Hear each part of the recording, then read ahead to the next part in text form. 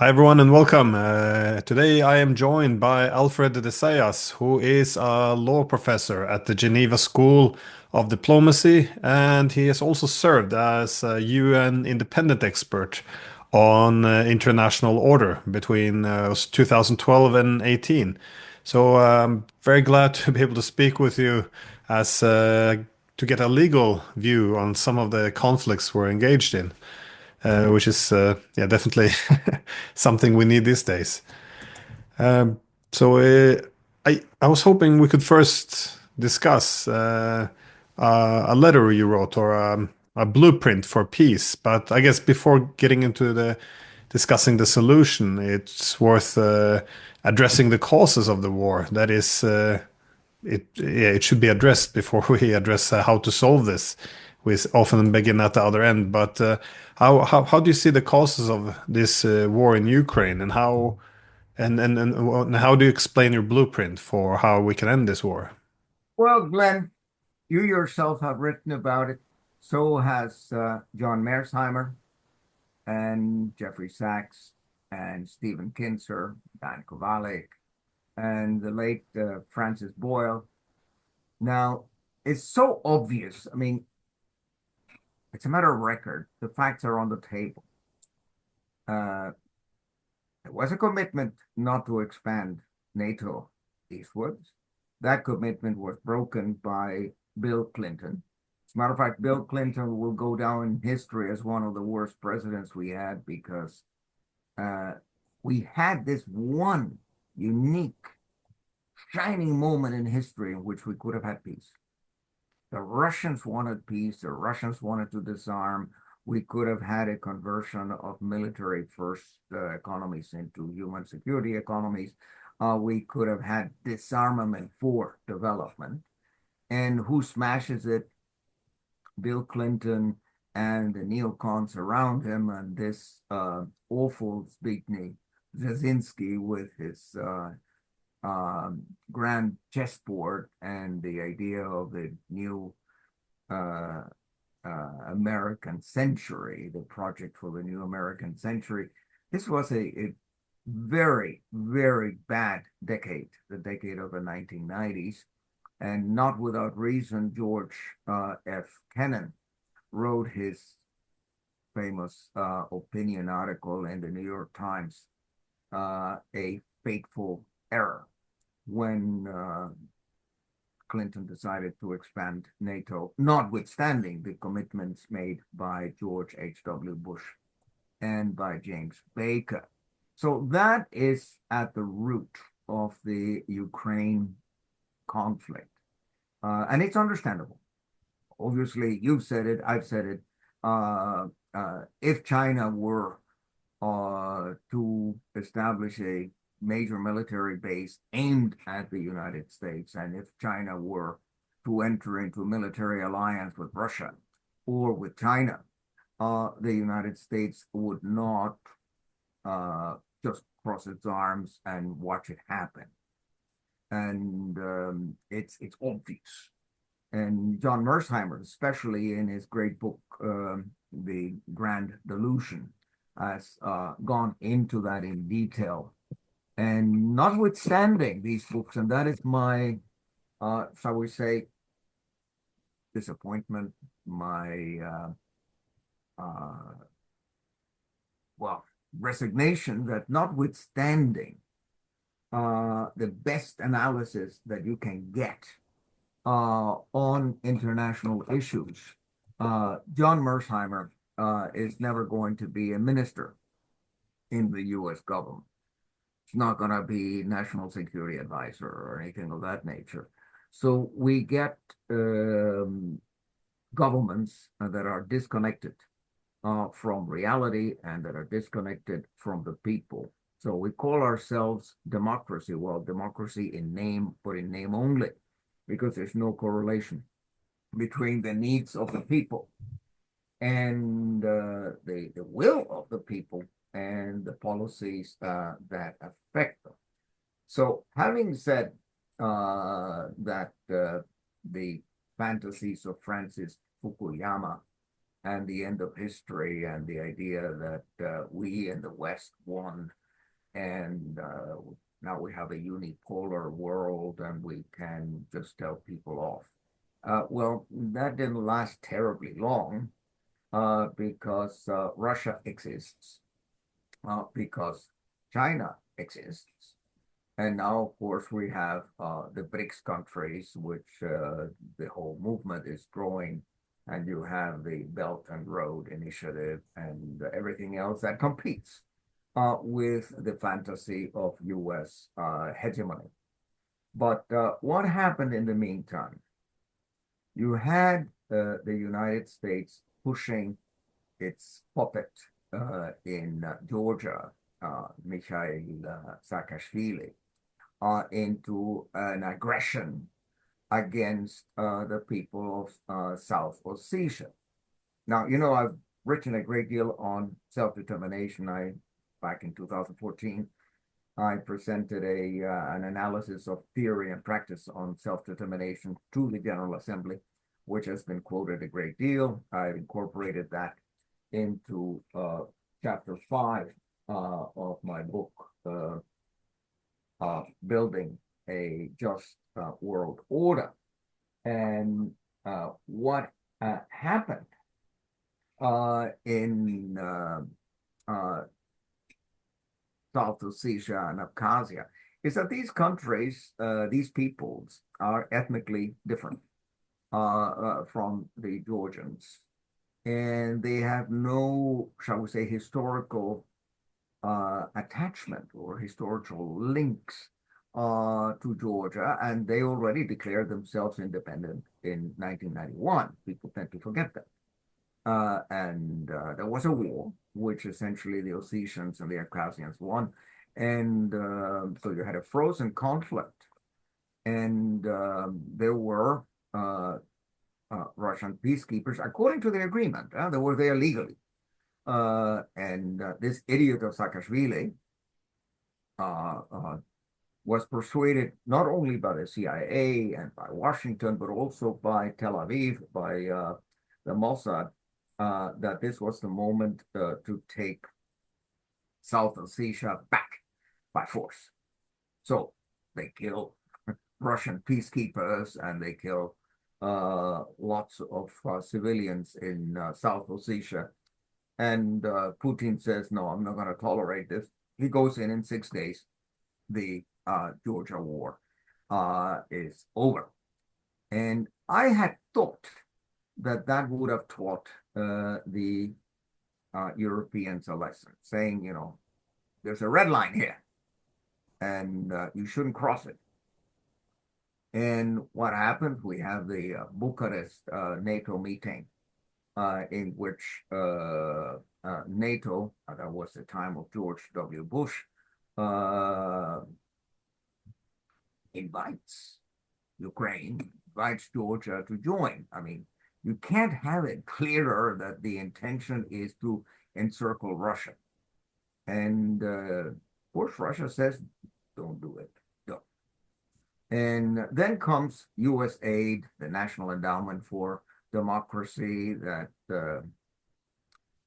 hijack all of these so-called human rights NGOs and these foreign agents actually operating in Ukraine and in Georgia and in so many other countries that subvert the order in these countries and lead to color revolutions, to a change of government that is not at all democratic because it comes from the outside. It is financed by the United States. It is financed by the Europeans. And even the whole situation at Maidan in 2014, we know it through the books of Ivan Kachanovsky. We know it, and there's so much evidence out there that the European Union, NATO, the United States were fully behind the coup d'etat that replaced the democratically elected, legitimate government of Viktor Yanukovych with a puppet. And then that's when the Ukraine war begins, actually, in 2014, with that putsch. And Europeans, who are supposed to be Democrats, are supposed to be for the rule of law, immediately recognize this illegal coup d'etat, and they immediately cooperate with the Ukrainian parliament that adopts totally anti-human rights legislation, adopts Russophobic legislation prohibiting the use of the Russian language or whatever. It's no surprise that this was a watershed. A very thick red line had been crossed, and that leads immediately to the referendum organized by the Autonomous Republic of Crimea. They hold a referendum on the 16th of March, about a month later, 16th of March of 2014, with, it was, I'm mistaken, 83% of the population went to vote, which is a hell of a lot. 83% voted and 95% voted. There were two questions on the agenda. Do you want to return to the Constitution of 1992, which was a constitution that granted great generous autonomy to Crimea, but Crimea would have remained within Ukraine? Or do you want independence? And 95% chose independence. And that means if you're a Democrat, you have to respect that. There were plenty of international observers that confirmed that the election was peaceful. No one was killed. There were not, there's elections in India where you have dozens of people killed. This was actually quite peaceful, normal, without coercion. And again, 83% of the population voting, that is quite impressive. I wish we had that in the United States, and wish we had that in other European countries. As the case may be, the Europeans, arrogant as they are and self-righteous as they are, decided not to recognize the result of the referendum. And then, of course, it went through what you would call a classical self-determination pattern. You first have a referendum. After that, you have an official unilateral declaration of independence by the parliament. Then you have an official request to the Russian Duma to be reincorporated into Russia. That has to go through the process of approval, and then goes to the Constitutional Court of Russia. And only when the Constitutional Court of Russia says it is constitutional, it is possible to reincorporate Crimea into Russia, that Putin signs it. Now, in the Western narrative, this was annexation. Now, there are plenty of international lawyers who agree with me, like Professor Reinhard Merkel of the University of Hamburg and Professor Karl Albrecht Schachtschneider of the University of Erlangen, who say this was a legitimate exercise of self-determination. It is not an annexation. It was not like it's contrary to the will of the people. And what are you talking about? Territorial integrity. It was NATO itself that destroyed the territorial integrity of Yugoslavia. And not only when it got involved in all sorts of self-determination movements in Bosnia-Herzegovina, etc., but especially in the case of Kosovo, NATO went out of its way to destroy the territorial integrity of Serbia. So how come they do not want to recognize a referendum in Crimea? And had the government of Ukraine, shall we say, behaved according to the United Nations Charter, they would have negotiated with the population, the Russian-speaking population of the Donbass, and said, don't be afraid. I mean, we're going to respect your rights. You can have your culture, your language, your traditions, etc., but you stay with us. Instead of that, they start battling the Russians in the Donbass. Then we come to the agreements of Minsk I and Minsk II. These agreements were perfect blueprints for peace, and that would have kept Ukrainian sovereignty, Ukrainian territorial integrity. The only thing that President Petroshenko and subsequently President Zelensky had to do is to sit down with the leaders of the Donbass and arrange for some kind of an autonomous status for these people that would guarantee their human rights, et cetera, et cetera. And they enter into this agreement in bad faith, which are already, I've spoken about a rebellion against the UN Charter and a rebellion against international law in general. That's what we have been observing on the part of NATO, on the part of the West, that essentially we don't want to be bound anymore by the UN Charter. We don't recognize the UN Charter as a world constitution. We want our rules-based international order. And of course, it's our rules, not an internationally agreed treaty, an international agreed set of norms that would apply uniformly to everybody. No, we want to be above that. That's what we call exceptionalism. I mean, exceptionalism is associated with the United States, but the Europeans are not far from it. And so Angela Merkel, Francois Hollande, both of whom signed this Minsk I and Minsk II agreements, Angela Merkel goes and gives an interview to Die Zeit and confesses that they entered into this agreement for the one purpose of gaining time so that Ukraine could be armed to the teeth. I mean, the bad faith is breathtaking.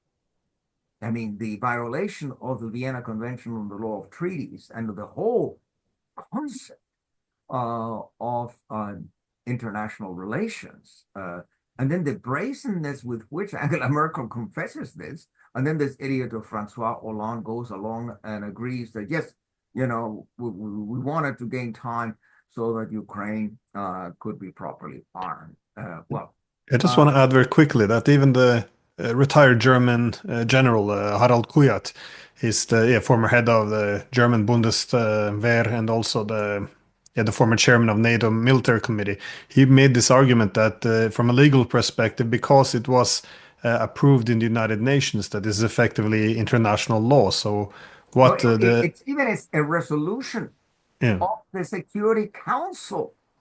I mean, it's a resolution 2022, I think. Or is it 2202? 2202.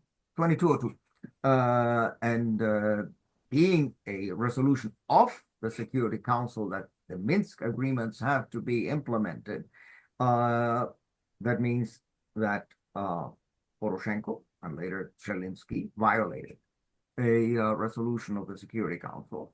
That means that the other signatories violated it. And Putin doesn't go to war in 1914.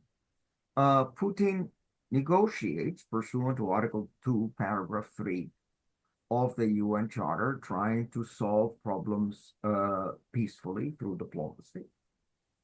So for 8 years, he participated in the OECD meetings on security in Ukraine. For 8 years, he participates on the Normandy format. And essentially, we in the West, we took him for a ride. I mean, we lied to him. I mean, we didn't have the least intention to keep our word. And it's no surprise that Putin today, or Medvedev, have zero trust in the West. We are not trustworthy. And that, of course, for international relations is a very bad thing because we can only function as an international community under the rule of law if everybody agrees to apply the norms uniformly without double standards. And so I wrote an article in Counterpunch, this publication in the United States, and I gave it the title, A Culture of Cheating. And I must say, having been educated in the United States, I mean, since high school in Chicago through law school at Harvard, etc., in the United States, cheating is almost a virtue. Cheating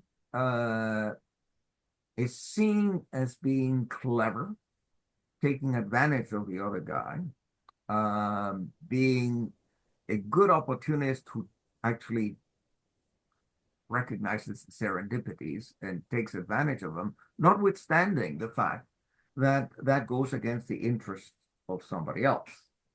And so this culture of cheating is a characteristic of US policy, and it's also a characteristic of European policy. Well, if you want to have peace in Ukraine, certainly we had many opportunities of preventing the war. And the last one was in 2021 in December, when Lavrov put on the table two draft treaties, which I have read. Now, the draft treaties are solidly anchored in the UN Charter and in international law. They are incredibly moderate, incredibly reasonable, and essentially they would have provided for a rational security architecture for all of Europe, which would have guaranteed the territorial integrity of Ukraine, would have guaranteed the territorial integrity of all of the countries in Europe, and would pave the way to some kind of cooperation between Russia and the European Union and NATO, et cetera, et cetera. Now, Jens Stoltenberg just dismisses it out of hand. And at the Munich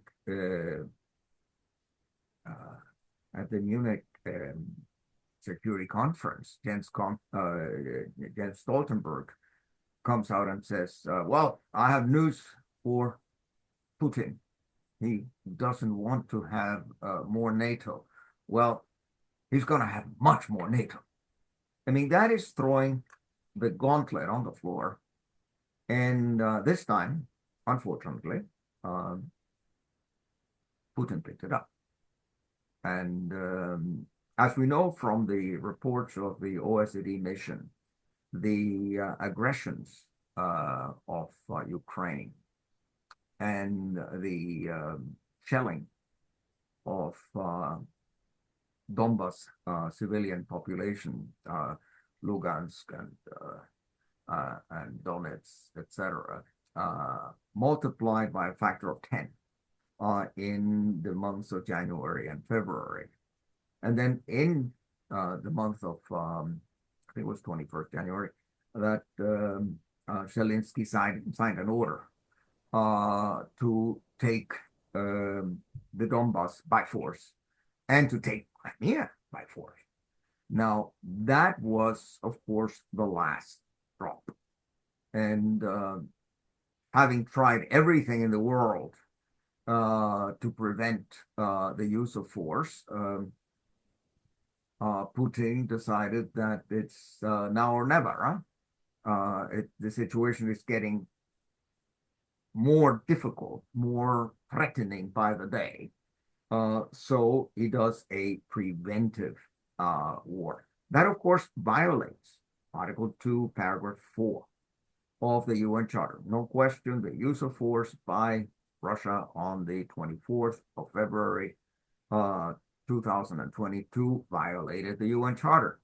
But the NATO had been violating the UN Charter in total impunity for 30 years because Article 2, Paragraph 4 prohibits not only the use of force, it prohibits the threat of the use of force.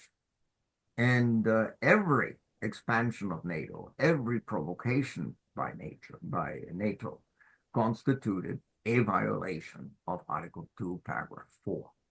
And that brings me to say that NATO, which was initially a legitimate defense alliance, NATO morphed from being a defense alliance back in the 1970s and 80s into a war coalition. And that is in itself already contrary to the object and purpose of the United Nations, because the Security Council has the monopoly on the use of force. So NATO tried in the 1990s and in the first decade of our century, NATO tried to usurp the functions of the United Nations in peacekeeping. May I just have a quick comment there? Because I think people often miss this aspect that, that Russia doesn't really consider NATO to be a security concern. But it's important to see what NATO expansion represented, because prior to that, we did have security agreements like the Charter of Paris for a New Europe. We said indivisible security. One side should not expand at the expense of the other. And indeed, OSCE was based on this premise, on these principles in '94. And the Russians preferred OSCE. It wouldn't be bloc-based, it would be inclusive European security system. And indeed, when NATO decided we should start expanding, it meant, of course, OSCE wouldn't have a role. So both Yeltsin and later on Putin suggested, well, if NATO will be the main institution, fine, but can we also join so we don't redivide the continent?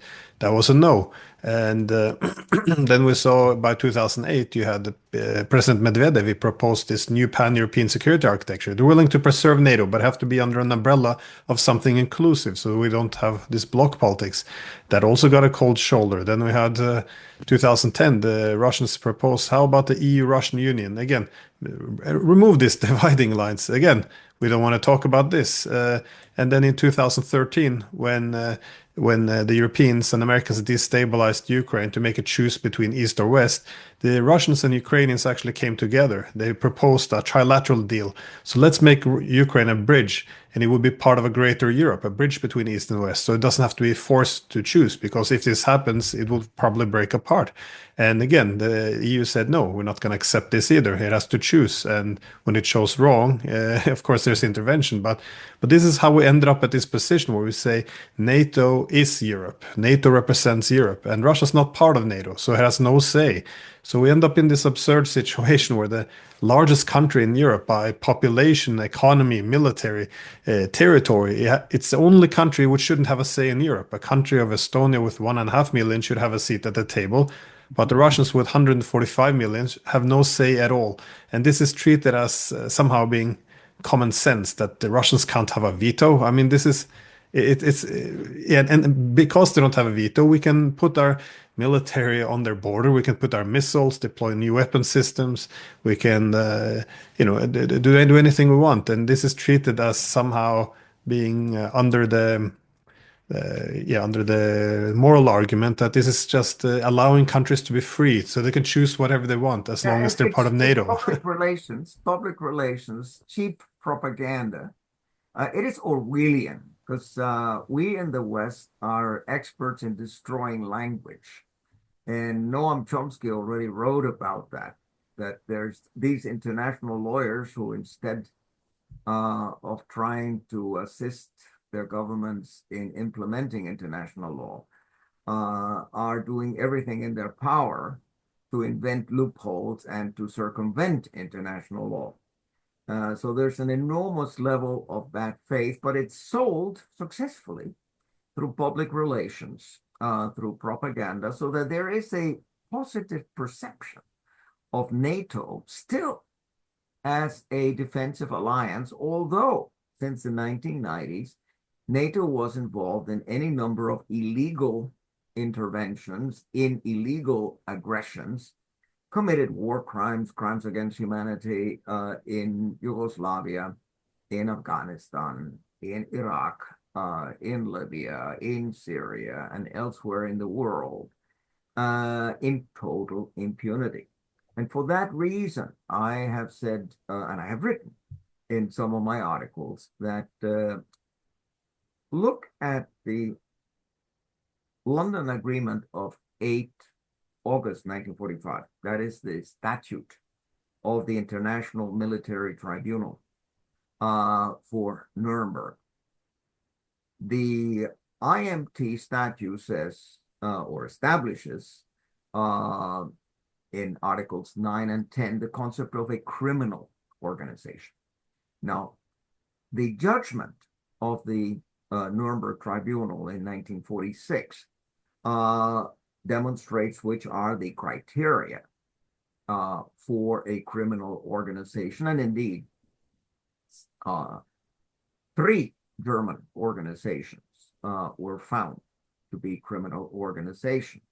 Now, I don't like the concept of a criminal organization because it goes against, it's collective, it goes against the idea of individual guilt.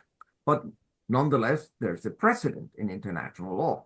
And if there's a precedent, you want to know what are the elements of the crime and which are the criteria, and apply that to NATO, and you'll find out that NATO is a criminal organization applying the same criteria that the IMT applied against the Nazis back in 1945-46. But this perception, when I discuss it with some colleagues, they just get a shock. You're not ready to accept that something that has been sold to you for decades as a necessary, a beneficial defensive alliance could actually be a criminal organization. Now, all I can say, just look at what NATO forces did in Ukraine, the use of chemical weapons, the use of white phosphorus, the use of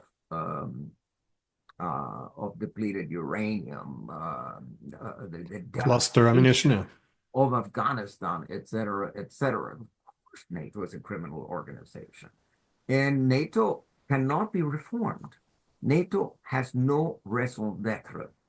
NATO is not an organization that fits Article 52 of the UN Charter, which provides for the existence of regional organizations. Because the condition sine qua non for a legitimate regional organization is that it be subordinate to the UN Charter and that it work in tandem with the Security Council, that it not be at loggerheads with the object and purpose of the United Nations, which is to create peace, to ensure peace and security.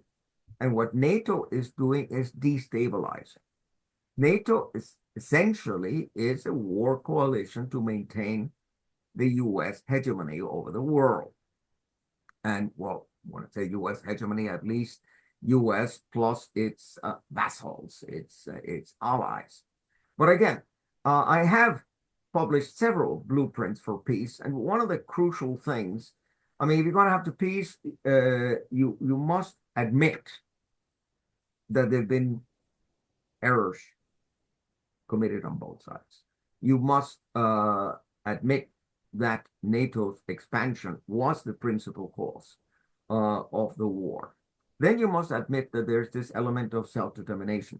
If you grant self-determination to Kosovo, for instance, if you allow Estonia, Latvia, Lithuania, to liberate themselves from the unilaterally from the Soviet Union.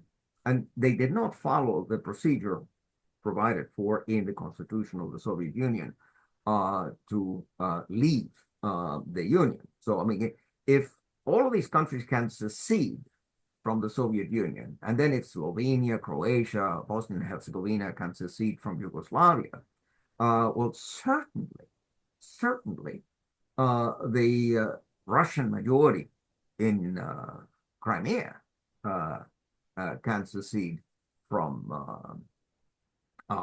Ukraine, and the Russian majority of the Donbass can secede from Ukraine. I mean, the same principle applies. That's the very nature of international law.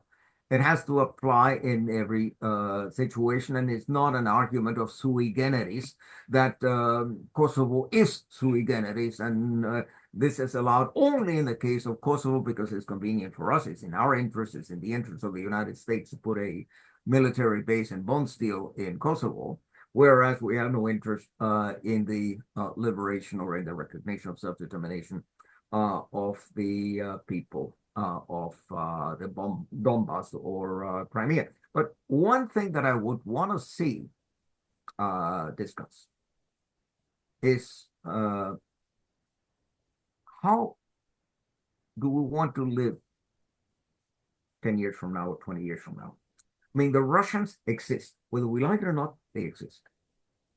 And this Ukraine war has been a total disaster. It's been a tragedy which should never have occurred. But in my opinion, the best solution is to turn the page. I mean, forget about war crimes trials. I have a historical precedent being the Peace of Westphalia of 1648. After the 30 Years' War that killed 8 million Europeans, I mean, left Germany devastated, left Bohemia, Moravia, all this area was a devastated land. 8 million deaths. What do they do at the Peace of Westphalia, the treaties of Osnabrück and Münster? Article 2 grants full oblivion, full amnesty. Because if they had maintained the war through judicial means, if they had continued warming up the hatreds, there would have been no possibility for Europe to come out of the mess. And I would say here in the Ukraine war, although I know the Russians have a huge compilation of war crimes committed by the Ukrainians, and the Russians could very easily bring them to court because the Russians are winning the war. I mean, they're not the losers. And obviously, the Ukrainians have the same thing with regard to war crimes by Russian forces. Well, how about taking the example of South Africa and Nelson Mandela? Let's have a Truth and Reconciliation Commission. Let's try to give redress to the victims, to the survivors, but don't have something like the International Criminal Court spending billions of dollars for high-paid judges and high-paid prosecutors, just simply to continue the war by other means, by judicial means. So, having said that, I see that we are running out of time, and there are many other things that I wanted to touch on. And my main concern today is not Ukraine. My main concern today is Gaza and the fact that Europe is complicit in a genocide in Gaza. I mean, and we have to use the word genocide. It's nothing less than genocide. And my colleague Craig McIver, who was the head of the Human Rights Office at the United Nations in New York. He resigned in protest over a year ago, calling the war in Ukraine genocide. And if you apply the criteria established by the International Court of Justice in its judgment on Bosnia and Herzegovina against Serbia, this is so much worse, but so much worse than what we saw in Yugoslavia, that the court cannot backpedal. And if you have read the legal brief submitted by South Africa against Israel, it is so overwhelming. And the issue of intent has been proven beyond a shadow of a doubt. It's amazing how powerful the legal brief is. And then they submitted a memorial in October, a memorial of 75 pages plus more than 4,000 pages of annexes. And what bothers me is that the International Court of Justice has been dragging its feet. I mean, on a matter of genocide, you need not only the provisional measures, they did issue 3 orders of provisional measures, but you need the judgment. Because once you have the judgment, the states can take action. And what action can states take? Well, obviously, cut all commercial relations with Israel, not just cutting diplomatic relations, which of course is symbolic. It is a blow to the prestige of Israel. But if you cut commercial relations, it means something. And in the United Nations, Article 6 provides for the expulsion of a member for a consistent pattern of violations of the UN Charter, which of course Israel surpasses by far. You could have the Security Council faced with this question. The United States will, of course, put in the veto. Probably the United Kingdom, probably France also, because they are all complicit in the genocide. I mean, if you expel the Israelis, well, how about everybody who's been giving political, military, economic, diplomatic, propagandistic support to Israel? They're all guilty of genocide. So Israel will not be expelled. But what is within the power of the General Assembly is to do what they did back in 1974 with regard to apartheid South Africa. They simply refused to accept the credentials of the South African diplomats. So South Africa was essentially excluded from the General Assembly and the UN system for a good 20 years until Nelson Mandela and the new government, democratic government of South Africa, came to power. Here again, it's not that it's going to stop the war or the ethnic cleansing, but it is symbolic. If they put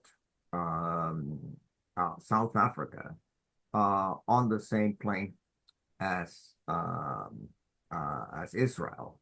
Now, I was thinking of the 2 advisory opinions of the International Court of Justice, the advisory opinion of 9 July 2004 with regard to the wall being built on Palestinian territory, and the advisory opinion of 19 July 2024, so a couple of months ago, that says not only that the Israeli occupation is illegal, which of course is obviously illegal, contrary to the UN Charter, contrary to international law, contrary to God knows how many norms.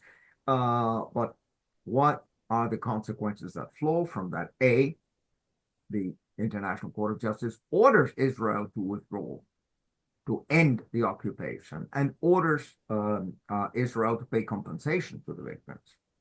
I mean, Israel owes, I would say, trillions to the Palestinians for the damage that they have done to the Palestinian people since 1947 and since the Nakba. And they had to accept the right to return, et cetera, et cetera. So what kind of peace can we have in Palestine? We have this book by Jimmy Carter, Palestine Peace, Not Apartheid. We have another book by Jimmy Carter, Our Endangered Values, that also goes into the issues. We have yet another book by Jimmy Carter, We Can Have Peace in the Holy Land. And the sad thing that's notwithstanding the intelligence of these books, the mainstream media completely ignores them. And that brings me to a concern that I have. You are saying the right things. John Mersheimer is saying the right things. Jeffrey Sachs is saying the right things. And none of us has any influence in government. None of us is ever going to be appointed minister in the government of Mr. Trump, and certainly not in the government, if we had one, of Kamala Harris, and certainly not in the government under Friedrich Merz, and certainly not in the government under Keir Starmer. So we really have a major crisis of identity, of authority, of credibility. We are living in a parallel world. And my hope is that thanks to you and others, thanks to Seymour Hersh and Ivan Kazanovsky and all of these good scholars who have been putting out the information we need, that maybe gradually the perception will change in the masses, and the masses should realize that they have been taken for a ride, that they have been lied to by their governments for decades and decades. And then, of course, we have to agree that we have to live together. I mean, what's the alternative? We're just going to have perpetual war.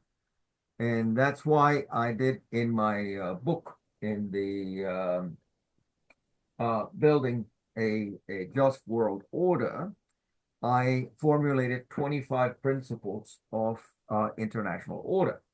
And those 25 principles of international order, actually building on the UN Charter and on ICJ judgments and advisory opinions, building on General Assembly resolutions, etc., show the way, how we can live together in peace.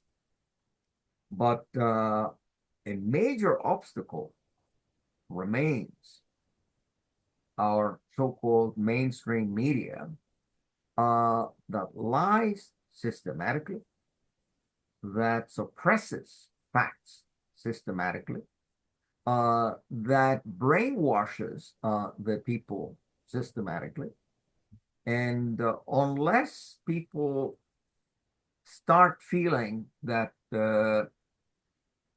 they must reach out, they must actually go beyond reading the New York Times and the Washington Post and BBC, they have to go to the alternative media. They have to go to Democracy Now!, Amy Goodman, and Glenn Greenwald, and The Intercept, and The Gray Zone, and Max Blumenthal, and Aaron Mate, and some of the others who are telling us or trying to wake us up and saying, damn it, we are on our way to self-destruction.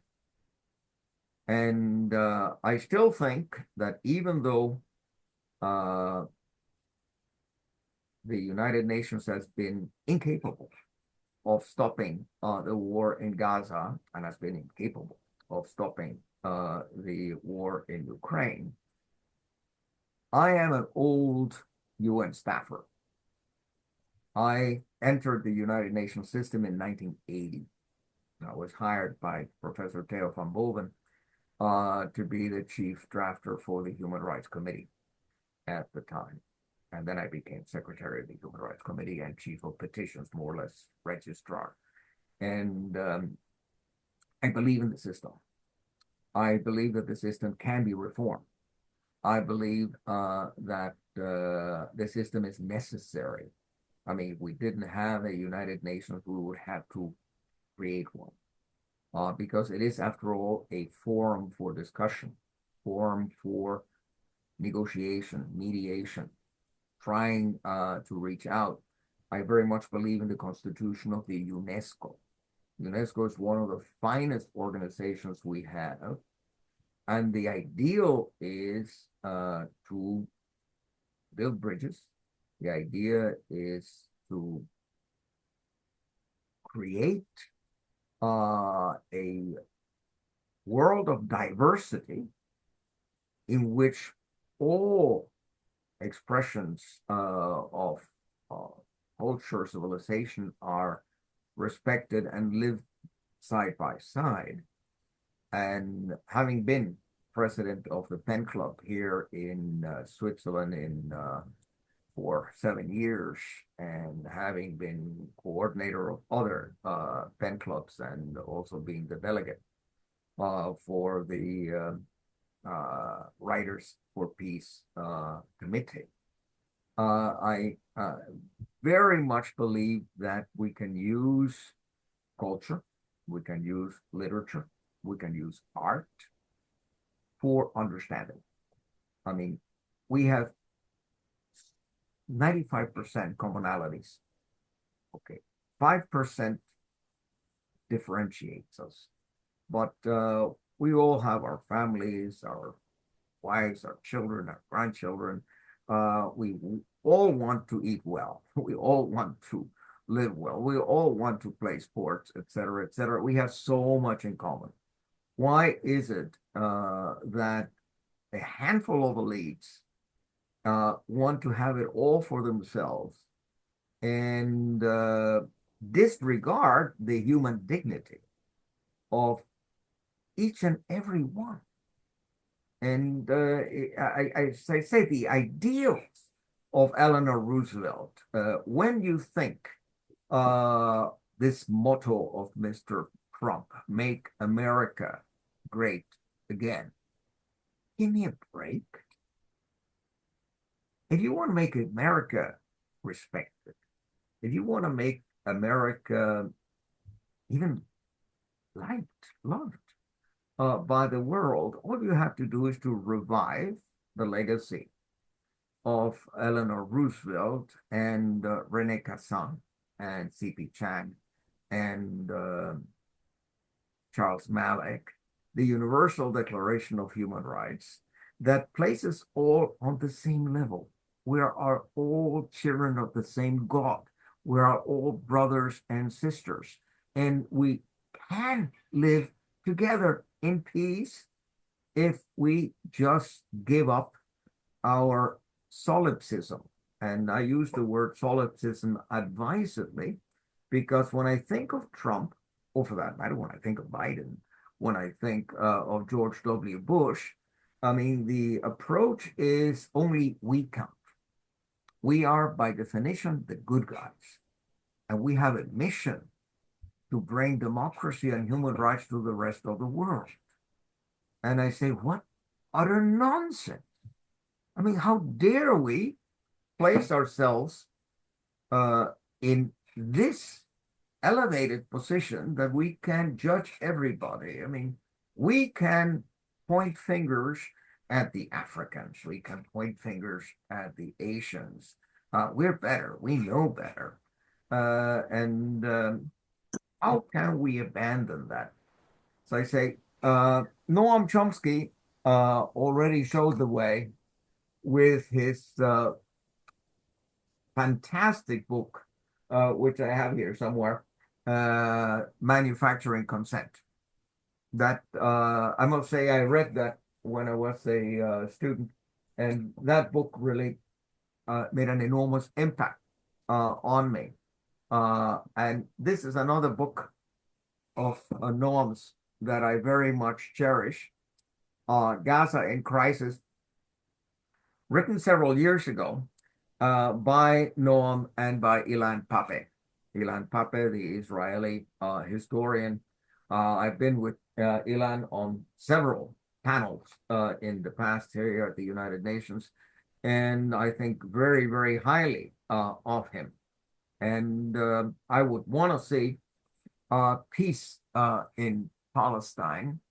But when you listen to Trump with his Gaza Riviera fantasies, and when you listen to Friedrich Merz and his outrageous invitation to Benjamin Netanyahu to come and visit Germany, and his statement that if he comes to Germany, Germany will not honor the arrest warrant of the International Criminal Court. And that, of course, he can come to Germany whenever he wants. And well, what is this if not a revolt against international law? What is this not a Nazi approach to international law? That we don't give a damn about international law, don't give a damn about commitments. We do what we want because we have, shall we say, a superior right. We are the Herrenmenschen, as the Nazis would have said.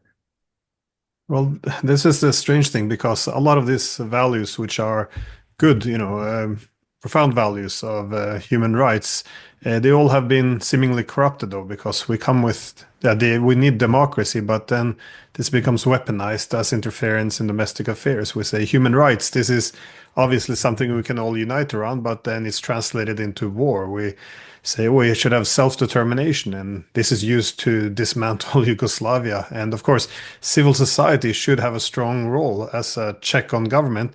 And then, but then we argue it has to be represented by American NGOs, which are financed by the government and linked to their intelligence agencies.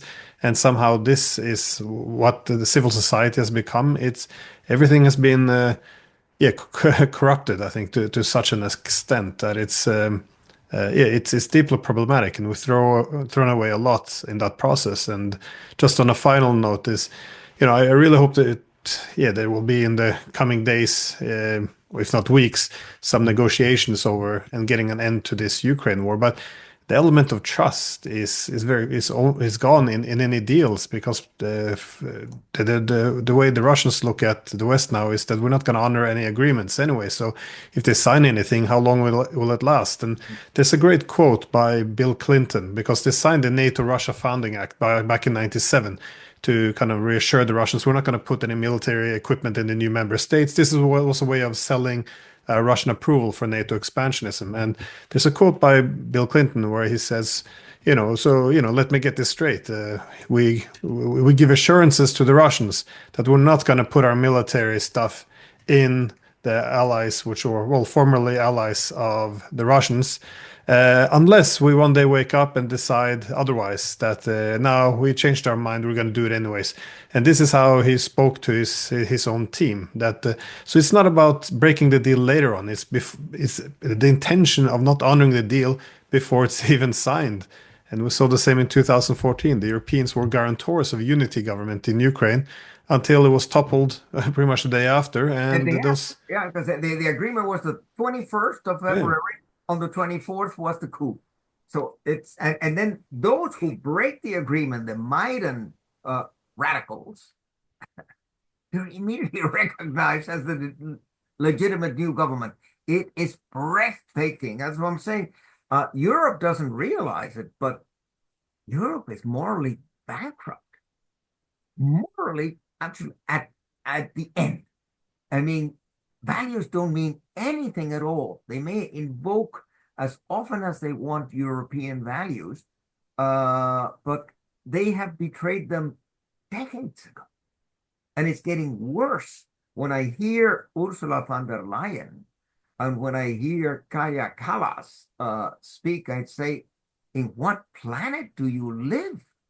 I mean, and what language are you using? Because it's not the agreed language. I mean, you're giving new meaning to words like in Alice in Wonderland, if you remember the scene between Alice and Humpty Dumpty. That is a wonderful scene in which Humpty Dumpty says that he can determine the meaning of every word and that he can give any word the meaning what he wants to give it. And Alice is surprised and says, but you can't do that.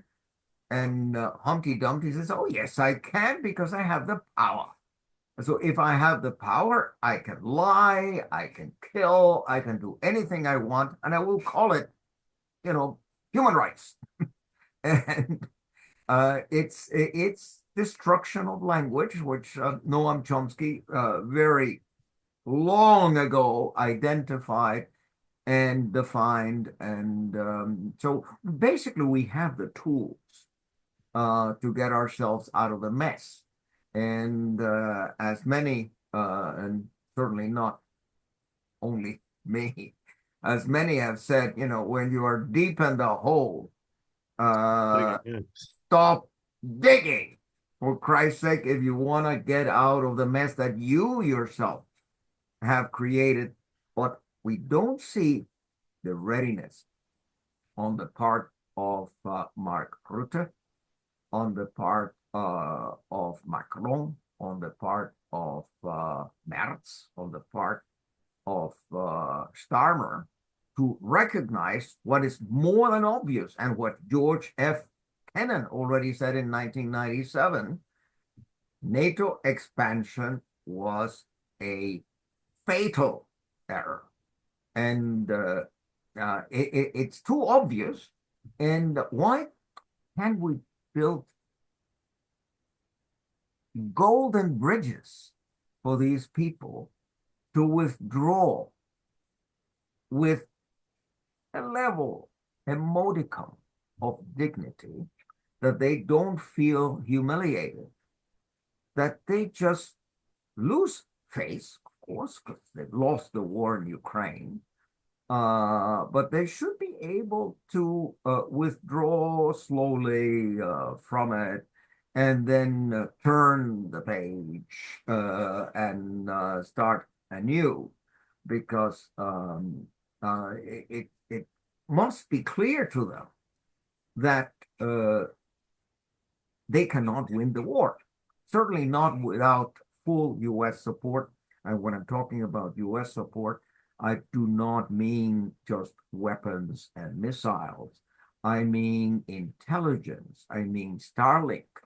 I mean, I've been waiting for Trump to say, look, guy, I'm going to shut you out of Starlink. And that's the end of it. I mean, you're not going to be able to use our satellites. You won't be able to use our intelligence in order to send missiles in Russian territory. It's over. And I mean, the capacity to accept that something has ended, that you have lost, it's actually part of civilization. It's part of growing up. I mean, sometimes you win, sometimes you lose, but you cannot remain petulant there and intransigent there, saying, "I want to win this war." It's like Hitler after Stalingrad. I mean, I think he should have just blown his brain out in 1943 and not waited until the 30th of April of 1945. I mean, I think I'm not saying that the Western leaders should blow their brains out. I'm just saying, how about just looking in the mirror, accepting you made a mistake, having a little bit of humility, a little bit of modesty, and just gradually withdraw from this disaster. I couldn't agree more. Now, of course, in terms of lack of trust and broken treaties, we could discuss the JCPOA and many other things, but yeah, we run out of time. So, Alfred de Zayas, I really appreciate your perspective. Thank you so much. Thank you too.